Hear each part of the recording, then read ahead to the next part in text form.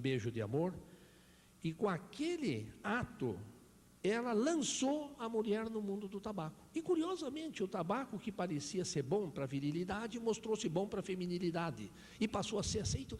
Vocês vejam que herói versátil. Agora fantasiava bem a mulher.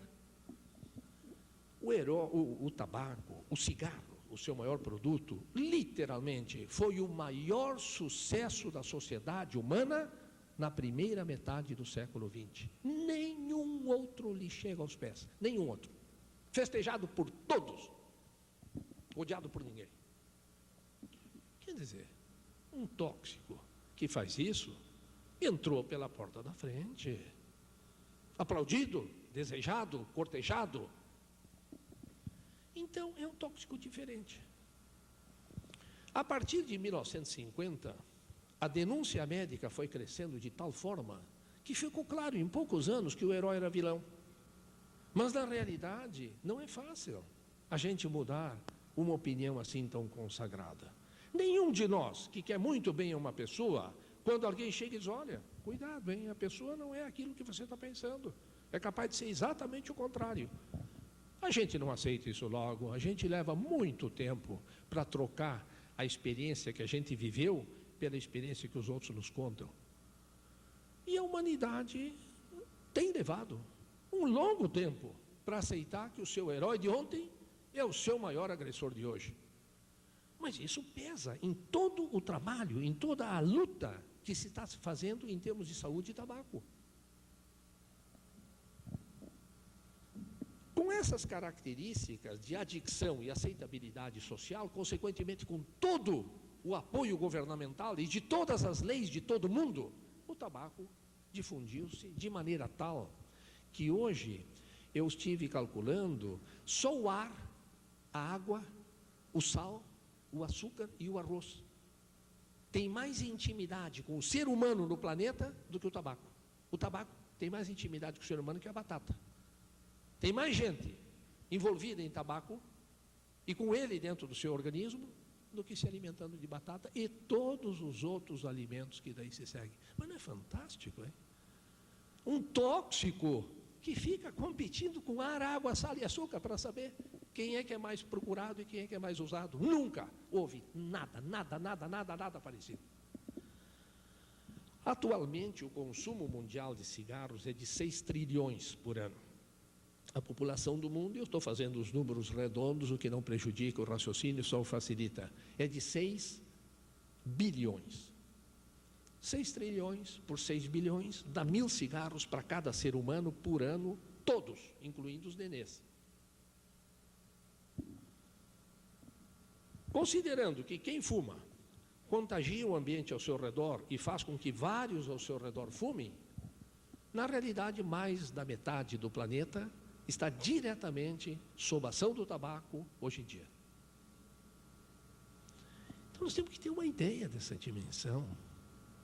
Essa é uma dimensão nunca antes vivida pelo homem. Além dessa fantástica difusão e consumo, o tabaco mostrou um efeito extremamente agressivo. Ele podia ser um tóxico menos agressivo, mas não é. Ele é muito agressivo.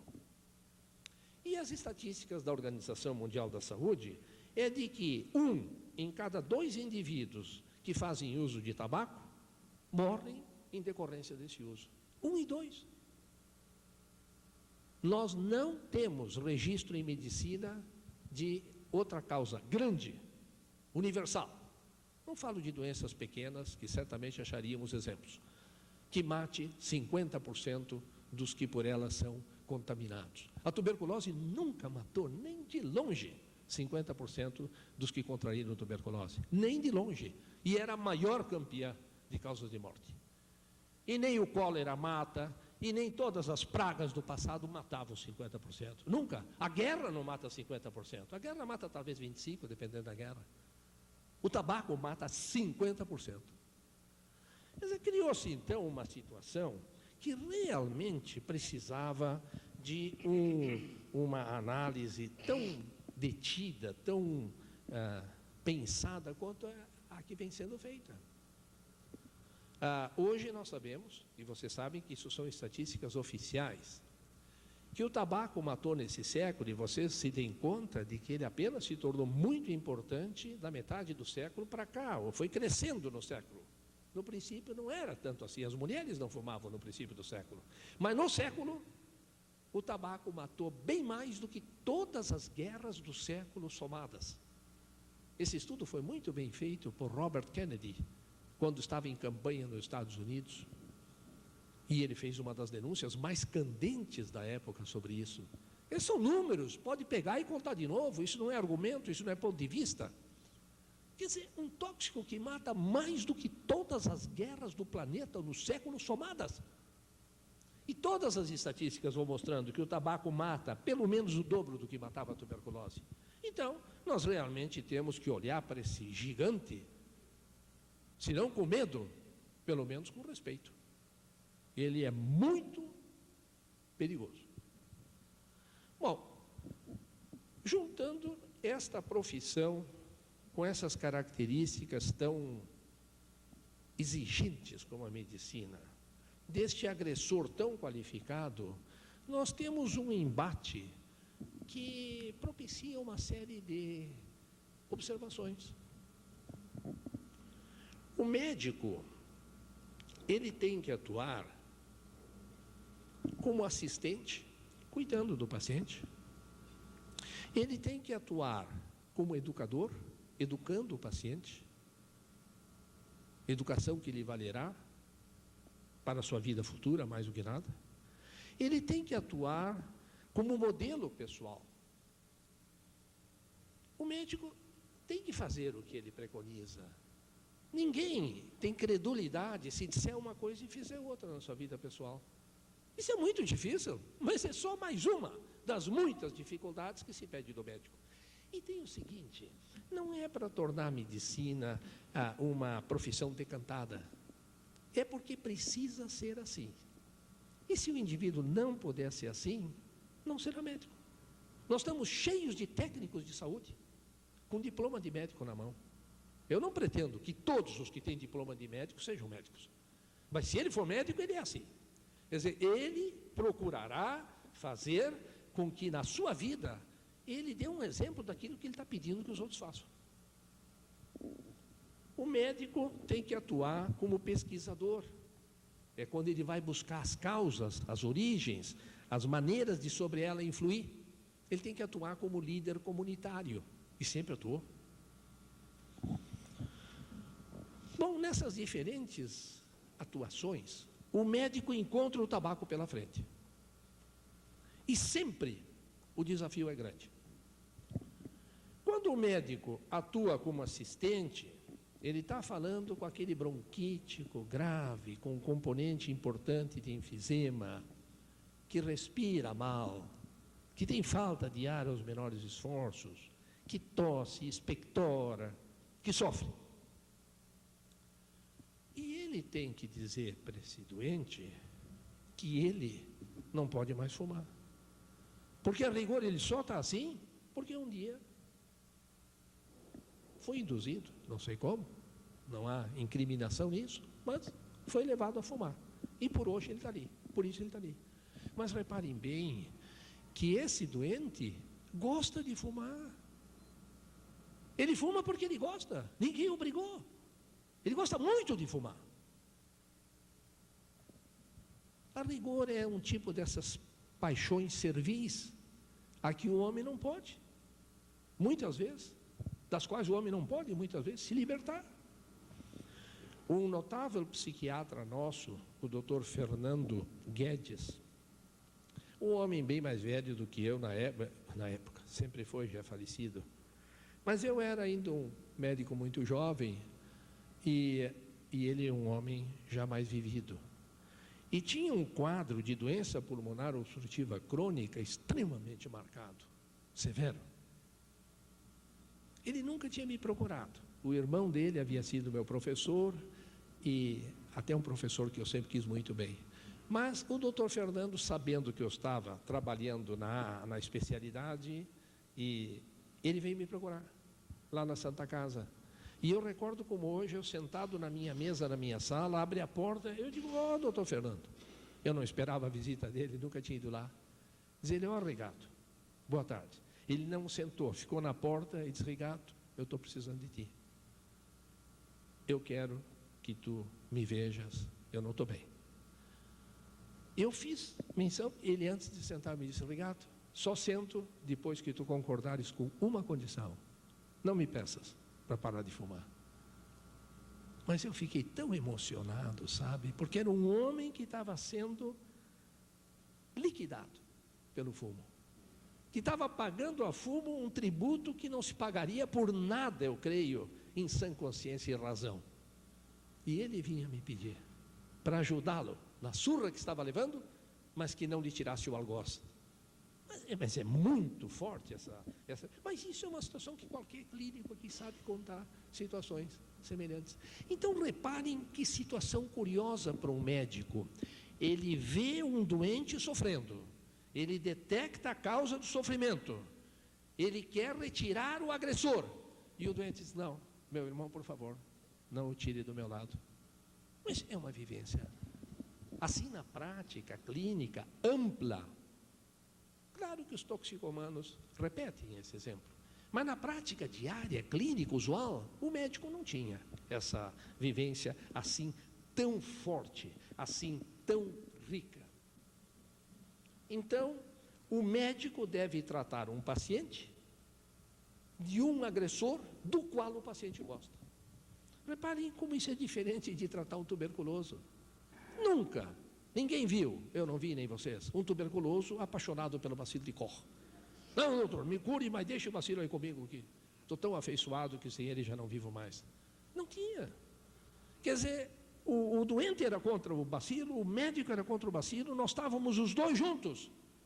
Agora, para tratar o meu... Não, ele não quer se ver livre da causa. E aí vem certas provocações éticas. O que eu posso fazer? O que eu devo fazer? Bom, eu vou tentar convencer o meu doente, eu vou tentar mudar-lhe a cabeça. Mas e se ele resistir? O problema é tão complexo que eu tenho alguns colegas, pelo menos 2 notáveis pneumologistas desse país, que são muito taxativos. Eles terminam a consulta e: o senhor não pode fumar, a causa do seu problema é o fumo, e quero lhe dizer uma coisa: se o senhor não parar de fumar, não volte mais aqui. Eu não vou mais lhe receber. Porque o que eu sei fazer vale menos do que o senhor vai ganhar parando de fumar. A explicação é correta tecnicamente, mas a pergunta: isso é ético? Pode um médico dizer isso para um doente? Eu tenho muitas dúvidas, sabe? Eu não vim aqui dar respostas para vocês, eu vim discutir as mesmas dúvidas que vocês já têm e com algumas vivências, quem sabe, pessoais diferentes. Eu acho muito difícil, sabe? Eu pessoalmente acho que isso não é ético. Esses colegas são ótimos, hein? E são muito éticos. Seria uma injustiça pretender dessa forma. Eu só quero dizer como eu penso. Isso, para mim, não é ético. Eu nunca posso dizer para um doente: não me procure mais. Não posso. Eu comecei a história, eu estou ligado a ele, e eu não posso interromper essa ligação só porque ele não está conseguindo fazer o que eu estou propondo que ele faça. Eu acho que a minha dúvida deve ser o seguinte: eu não estou conseguindo ser o sedutor, o conquistador que eu deveria ser. Agora eu aceito o repto. Competir com uma droga aditiva em termos de fixação de uma pessoa é difícil, mas eu tenho que tentar. Mas de qualquer forma, esse exemplo que eu dei aqui, vocês conhecem outros, tenho certeza. Mas está aí a ética balançando numa situação de bons profissionais. Vocês sabem que o maior, o mais grave, o mais temido problema do tabaco para um país, não para uma pessoa, para um país, é o efeito que ele tem na reprodução humana, não é? Cai a qualidade da reprodução humana. E não é preciso ser o criador, nem é preciso ser um filósofo de maior envergadura para saber que não pode haver nada mais importante num país, e no nosso certamente também não, do que a qualidade do produto que nós estamos deixando no país, das nossas crianças. Tudo o resto é secundário. Se as crianças forem ótimas, elas farão esse país como nós queremos que ele seja. Mas se elas não forem, vão ter muita dificuldade. E o tabaco é um fantástico agressor da qualidade do produto da reprodução humana. Você sabe que ele atua em todas as etapas, não é? Ele atua antes da concepção, alterando a fórmula genética, não é? As malformações congênitas, você sabe, são muito mais frequentes entre pais fumantes que não fumantes. Mas depois que se acasalam, depois que concebem, a sequência é quase interminável de desditas para o nenê, culminando com problemas de limitação física, que você sabe muito bem, uma mortalidade 50% maior, e com essa tão maldosa redução da inteligência da criança, que é talvez o gravame maior, é fazer uma criança menos inteligente do que Deus o quis.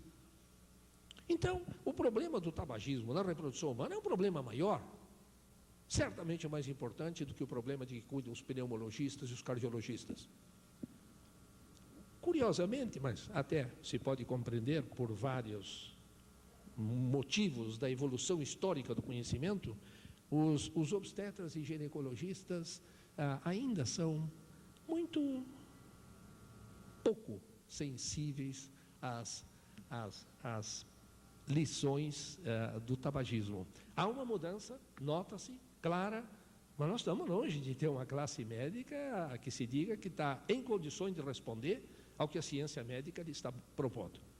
Alguns colegas bem qualificados nessa situação em que a maioria dos obstetras não ligava quase para isso, mas alguns colegas esclarecidos, eu interrogando, eles me diziam: Rigato, tu sabe que eu estou convencido disso.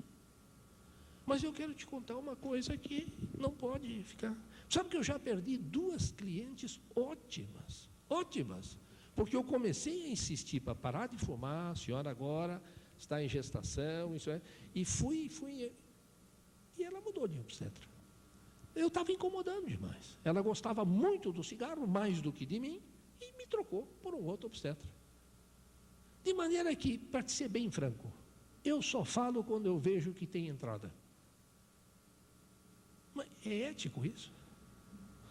Quer dizer, eu posso deixar de alertar, e mais do que alertar, eu não quero alertar só. Eu quero que ela pare de fumar. Ou eu tenho que ficar tateando momentos em que eu não sei bem o que fazer. O nosso outro colega pneumologista estava pronto a perder o doente, logo não é mérito dele, não. Um pouco de intransigência, talvez. Agora, esse outro está com muito receio de perder o seu doente. Isso também é compreensível. Eu acho que os médicos gostam de conservar os seus doentes.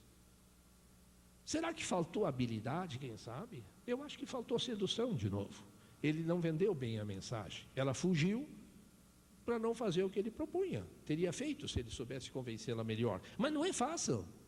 E, de novo, nós vemos a ética no consultório médico provocada pelo tabagismo.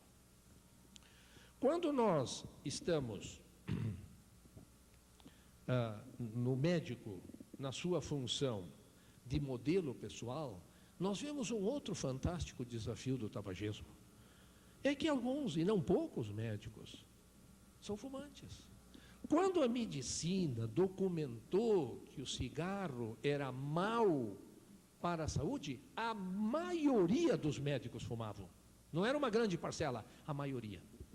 Pegando um povo que tem muito boas estatísticas, os ingleses, 75% dos médicos ingleses fumavam em 1950. 3 em cada 4 fumavam.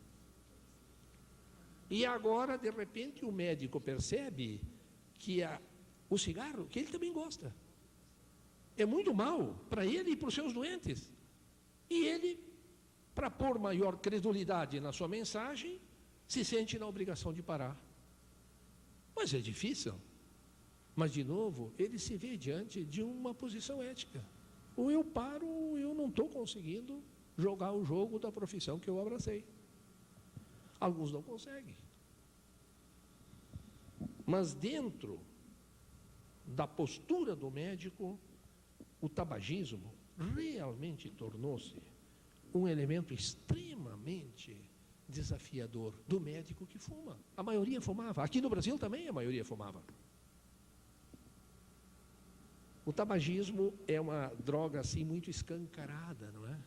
O indivíduo, talvez o médico não devesse usar bebida alcoólica em quantidades imoderadas, mas ele se denuncia menos, sabe? A gente leva mais tempo para detectar um etilista, porque o fumador é um escandaloso, né? Ele vem cercado de fumaça, quer dizer, quem é que não vê que ele fuma? E para o médico conseguir escapar dessa situação, era difícil. Como também a adicção pela nicotina requer uma renovação da dose a cada 20 minutos, em média, era difícil um médico aguentar uma consulta completa, de consultório privado, que não raro dura 1 hora, sem fumar um cigarro.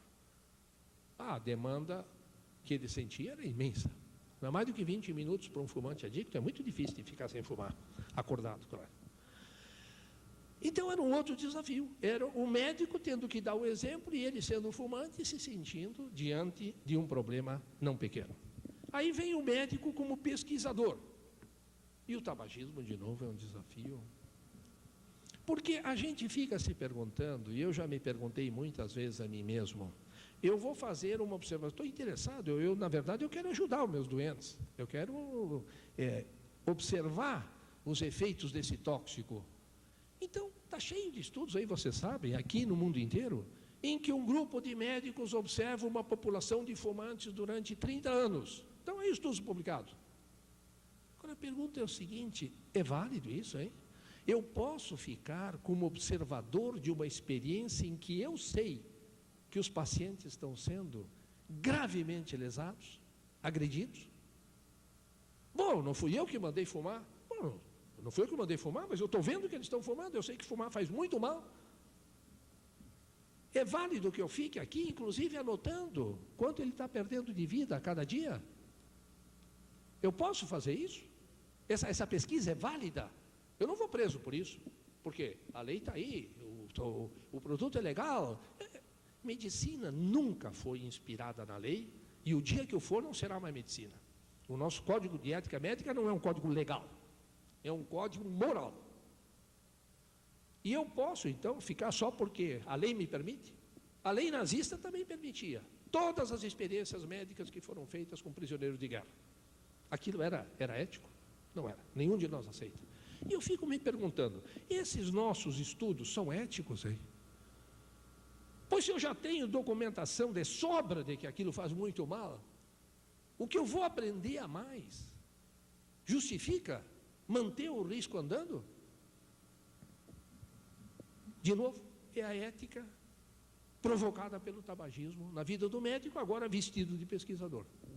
E aí vem a última roupagem que eu quero discutir aqui, dentro dos meus minutos, e que é a do médico como líder comunitário. Que o médico é um dos mais influentes e eficientes líderes comunitários, nós todos sabemos. Inclusive extravasando de muito os limites da própria saúde, do trato da doença, né? Houve um momento que no Brasil, mais da metade dos prefeitos de todo o Brasil eram médicos. E se vocês fizerem a conta em qualquer estado, hoje ainda, o número de prefeituras, o prefeito é a melhor representação da escolha popular, não é? Porque é mais direta. São médicos.